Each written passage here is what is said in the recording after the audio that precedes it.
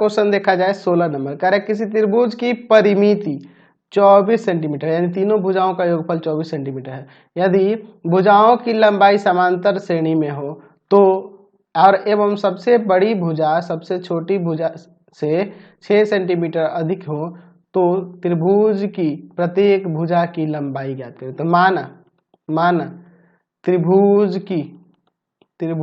की तीनों भुजाएं क्रमशः a माइनस डी, a तथा a प्लस डी है। क्योंकि यहाँ क्वेश्चन में कह रहा है कि यह AP में है तो इसी तरह ना मानेंगे प्रश्न से। अच्छा, त्रिभुज का परिमिति दिया है 24 सेंटीमीटर। परिमिति मतलब तीनों भुजाओं का योगफल। परिमिति का मतलब क्या है, यहाँ तीनों भुजाओं का योगफल बराबर में 24।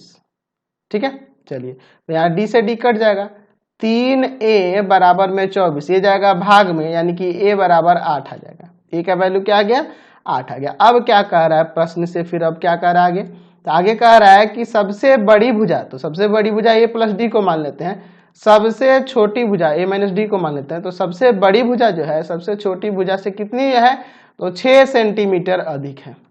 चलिए यहाँ देखो, तो a से a काट दो ना यार, इसको इधर लाके प्लस का कर दो, तो 2d बराबर में 6, यानी d बराबर यहाँ से आ जाएगा 3। तो a और d का मान हमारा निकल ही गया, तो इसलिए पहली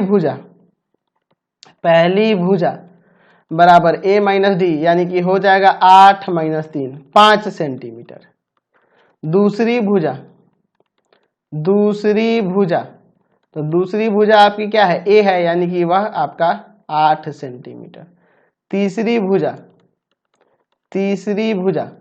भुजा a प्लस डी है, यानी कि 8 प्लस 3 11 सेंटीमीटर, यानी कि 5, 8 और 11 सेंटीमीटर। यहाँ से आंसर आ गया। चलिए अगला